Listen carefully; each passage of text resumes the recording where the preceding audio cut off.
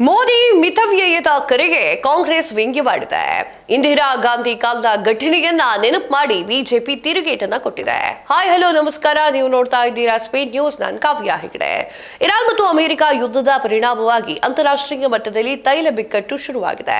ಈ ನಡುವೆ ಪ್ರಧಾನಿ ನರೇಂದ್ರ ಮೋದಿ ಅವರು ದೇಶದ ಜನರಿಗೆ ಮಿತವ್ಯಯ ಸಂದೇಶವನ್ನ ನೀಡಿದ್ದಾರೆ. ಏನ್ ಹೇಳಿದ್ರು? ಸಾರ್ವಜನಿಕ ಸಾರಿಗೆ ಬಳಕೆ ಮಾಡಬೇಕು, ಅಡುಗೆ ಅನಿಲವನ್ನ ಸ್ವಲ್ಪ ಕಮ್ಮಿ ಬಳಕೆ ಮಾಡಬೇಕು, ತೈಲವನ್ನ ಮಿತವಾಗಿ ಬಳಕೆ ಮಾಡಬೇಕು, ಚಿನ್ನ ಖರೀದಿ ಮಾಡಬಾರದು ಎನ್ನುವಂತಹ ಸಂದೇಶವನ್ನ ಕೊಟ್ಟಿದ್ರು. ಅದು ಈಗ ರಾಜಕೀಯ ವಾಕ್ಸಮರಕ್ಕೆ ತಿರುಗಿಕೊಂಡಿದೆ. ಮೋದಿ ಸಂದೇಶಕ್ಕೆ ಕಾಂಗ್ರೆಸ್ ನಾಯಕರು ವ್ಯಾಪಕ ಟೀಕೆಯನ್ನ ವ್ಯಕ್ತಪಡಿಸ್ತಾ ಇದ್ದಾರೆ. ಮೋದಿ ಇದಕ್ಕೆ ಕೌಂಟರ್ ಅನ್ನ ಕೂಡ ಕೊಡ್ತಾರೆ.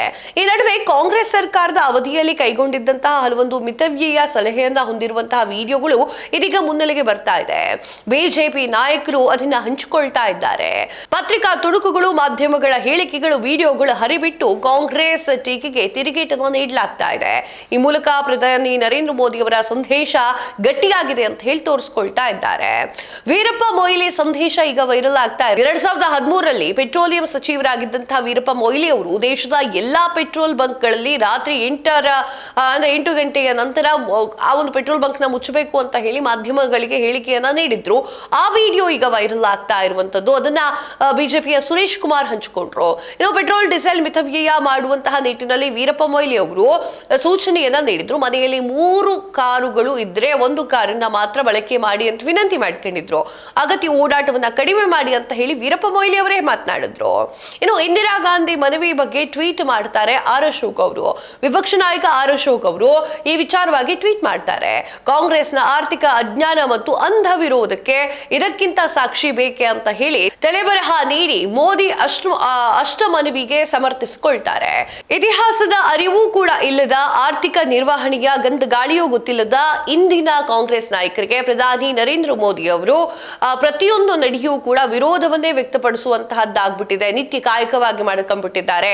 ರಾಷ್ಟ್ರದ ಹಿತದೃಷ್ಟಿಯಿಂದ ಮೋದಿ ಅವರು ನೀಡಿರುವಂತಹ ದೂರದೃಷ್ಟಿಯ ಆರ್ಥಿಕ ಸಲಹೆಯನ್ನ ಲೇವಡಿ ಮಾಡ್ತಾ ಇದ್ದಾರೆ ಅಂತ ಹೇಳಿ ಕಾಂಗ್ರೆಸ್ಗೆ ಹಿಂದೇಟನ್ನ ಕೊಡ್ತಾರೆ, ತಿರುಗೇಟನ್ನ ಕೊಡ್ತಾರೆ.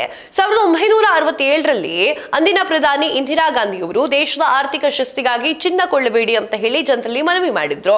2013ರಲ್ಲಿ ಕಾಂಗ್ರೆಸ್ ನೇತೃತ್ವದ ಸರ್ಕಾರವಿದ್ದಾಗ ಹಣಕಾಸು ಸಚಿವ ಪಿ ಚಿದಂಬರಂ ಅವರು ಚಾಲ್ತಿ ಖಾತೆ ಕೊರತೆ ಸರಿದೂಗಿಸಲಿಕ್ಕೆ ಚಿನ್ನದ ಮೇಲಿನ ವ್ಯಾಮೋಹ ಬಿಡಿ ಅಂತ ಹೇಳಿ ಪದೇ ಪದೇ ಗೋಗರಿತಾ ಇದ್ರು.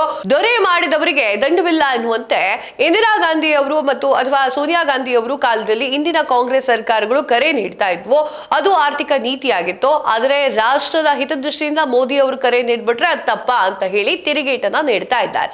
ಮೋದಿ ಅವರ ಈ ಸಲಹೆ ನಿಮ್ಗೇನ್ ಅನ್ನಿಸ್ತು? ಕಮೆಂಟ್ ಮಾಡಿ ತಿಳಿಸಿ. ಇದಾಗಿದೆ ಹೊತ್ತಿನ ವಿಶೇಷ. ಮತ್ತಷ್ಟು ಸುದ್ದಿಗಳಿಗಾಗಿ ನೋಡ್ತಾ ಇರಿ ಸ್ಪೀಡ್ ನ್ಯೂಸ್. ಸುದ್ದಿ ನಿಮ್ಮದು, ವೇಗ ನಮ್ಮದು.